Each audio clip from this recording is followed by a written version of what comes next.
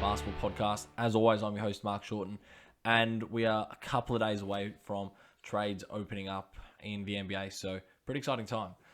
There's going to be, I reckon there's going to be a lot of movement. Obviously, we've got Ben Simmons to deal with, I suppose, whatever the fallout of that is going to be.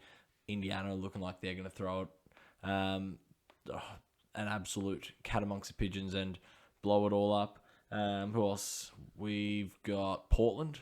They're going to definitely get some trades going. I reckon CJ McCollum could be on his way out. Sacramento, is LeBron fed up with Westbrook, all that sort of stuff. It's going to be interesting. It's going to be an interesting end of the week. So Thursday, Australian time. I think Wednesday everywhere else, or in the US at least.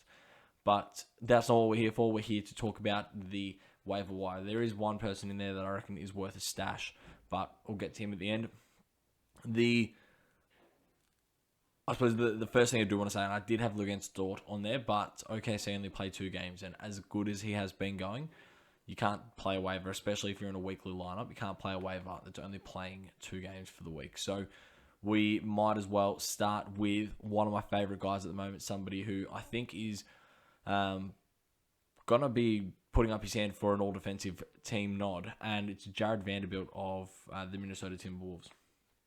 If you need anything else other than steals and boards, he's probably not going to be a guy. But over the last 15 days, we're talking 11 rebounds, we're talking 1.5 steals. Good from the field, but a very, very low volume and only 6 points. Does contribute just under a block as well. But if you're needing steals, you're needing boards, and you don't want to be hurt anywhere else, Jared Vanderbilt is definitely worth a look. I've got him in a couple of places, and I'm very, very happy with him just because he's super consistent. Like, there is guys out there who will go for 4 or 5 steals on a night or 4 or 5 blocks and then get nothing for the rest of the week, which is fine. Obviously, the averages work themselves out, but what you're losing there is you're losing the consistency. You're losing the ability to kind of bank on the fact that he's going to get 1 to 2 every single game. Minnesota have 3 games this week as well. 2 days off. Then they've got away to Denver, at home to LA, and at home to Dallas. So tough schedule, but that should mean some tighter games and a bit more playing time. And he should get some pretty decent boards in all those lineups. None of them play really tall basketball. Obviously, you got Jokic, but outside of that, there's Aaron Gordon, AD, and then outside of that, obviously, you got LeBron, who rebounds really well, except they play small ball and Dallas play small ball as well. So really good opportunity for Jared Vanderbilt to continue to cement his spot in the starting lineup. And he looks really, really good. So he's definitely somebody that I would be having a look at this week. Monte Morris. Over the last 15 days, he has been mightily impressive. 15 points, 4.5 assists, 52% from the field, 2 triples, and we're just under a steal, under half a block. But he's not turning the ball over as well. He's turning the ball over 1.1 times per game, which is fantastic, especially from he's the starting guard right now, starting point guard now, but effectively he's the backup. And with backups, they're going to be a little bit wayward at times, but he's a vet. He knows what he's doing. And Denver are absolutely relying on all of their role players at the moment. Denver have got 4 games. They're on the every second night, so Washington, and then an off night, Minnesota off, and then away to Atlanta and Brooklyn. And some decent games there, some decent winnable games. Washington is definitely a winnable game. Minnesota is a very winnable game. And away to Atlanta, away to Brooklyn, they're good sides, except they are beatable. So I wouldn't be surprised if Monte Morris didn't have a couple of big games in there. He's looked really good. He's passed the eye test really well. He's playing 32 minutes a night, scored in double digits each of the last 4 games, 19 points in 2 of those last 4, 5 or more assists in 2 of those last 4, steal or more in, what do we got, 4 of the last 5 here? 4 of the last 5. Definitely somebody that you should be having a look at if you need some guard stats. Kevin Huerter, he should be so much better than he is, but He's putting together a couple of really, really strong games off the back of some monstrous minutes. 35.7 minutes per night and 19 points over the last 7 days. His last 15 days have been just as impressive. 16 points, 50% from the field, 2.5 assists, 3.2 triples as well. Has not missed from the line. And he's going to go through spurts where he is a very, very strong guard to have. Obviously, Atlanta are a little bit depleted from injuries, so he's going to get more of a run there. But that doesn't matter for fantasy. Who cares? As long as he's getting the minutes and he's producing, that's all we can ask for. So, again, Kevin Huerter is somebody that I'm eyeing off this week. As I look at all of these names, none of them are available in the league that I'm looking at.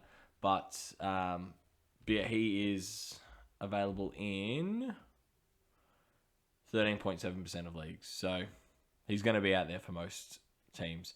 Same as the next guy, Jay Crowder, 13.5% owned. One thing I love about Phoenix this week is they start with a doubleheader.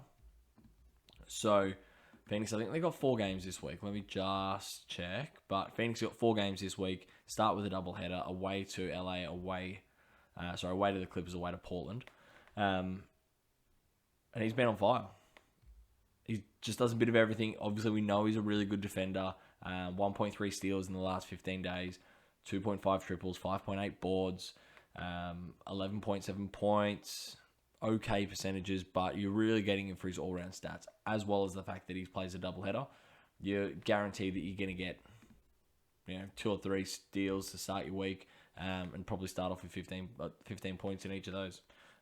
Last 7 days, averaging 17.5 points, so he's a streaky shooter. And while he's making the buckets, you got to ride him. So Jay Crowder, he's somebody that I've grabbed him in a couple of places. Just mainly for this doubleheader to start off with, and then I'll reassess after that. So obviously the doubleheaders, it goes without saying, you're getting 2 games for the price of 1 waiver. So yeah, as I said, he's only in 13.5% of leagues. So Jay Crowder is definitely somebody that you should be having a look at as well. And finally on the waivers, we're talking Garrison Matthews. And if you had said to me last year that Garrison Matthews was going to be a relevant basketball player for fantasy, I probably would have laughed at you and you probably would have won some money out of me. But over the last 15 days, 17 points, 4 triples, 49% from the field. That's pretty much all you're going to get from him. You're going to get a steal, but you're getting him in there because he's going to get you points, he's going to get you triples, and he's going to get you some big, big minutes. He's playing nearly 35 minutes a night. Obviously, Houston are depleted, and they are trying to run through as many players as they can. But while he's shooting, similar to Jay Crowder, while he's shooting strong, you've got to get him in there. So points and triples is what you're looking for from Garrison Matthews. And finally, this is very much a very quick podcast, but the last one I've got here is somebody that A, I think is worth owning, but B, with the 15th of December rolling around and all of these rumors of Indiana blowing it up a bit, I think Chris Duarte is somebody that, if he's floating around your waiver wire, grabbing him for the next couple of days, probably for the next week, I would advise it. They only play 3, but that's 3 in the first 4 days. Then they've got a lot of days off. They've got 4 days off. But by that point, you're going to know whether or not his role's going to be more what it was at the start of the year whenever Caris LeVert wasn't playing, because they're looking at blowing it up and trading Caris LeVert out. Well, Caris LeVert is available for trades. Whether that means they bring in another guard, don't know. But Rick Carlisle has said that he likes Duarte. He drafted him high for a reason. He reached him on him for a reason. Plays really good two-way basketball, and he's definitely somebody that is going to get more minutes, or they're going to look to free up more minutes.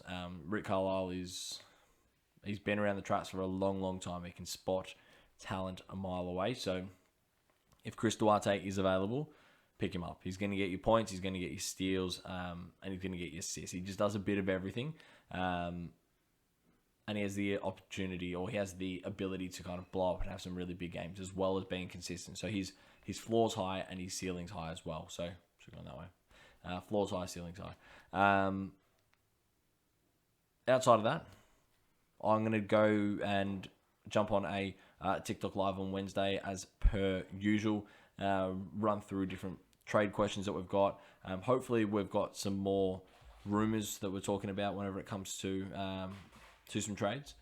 But I might even, depending on what's happening, I might even push it out to Thursday and see what newsworthy topics we've got to talk about. But until next time, if you are new here, click the button, follow and subscribe, whether that's YouTube, Spotify, or on Apple. And if you are on TikTok, jump over on there as well. Again, still trying to get my way to the 5,000 mark. I'd love to do that by Christmas, be a nice little Christmas present to myself. But hope you guys get the win this week. Hopefully there is some nice movement and some exciting trades in real life and in fantasy for you.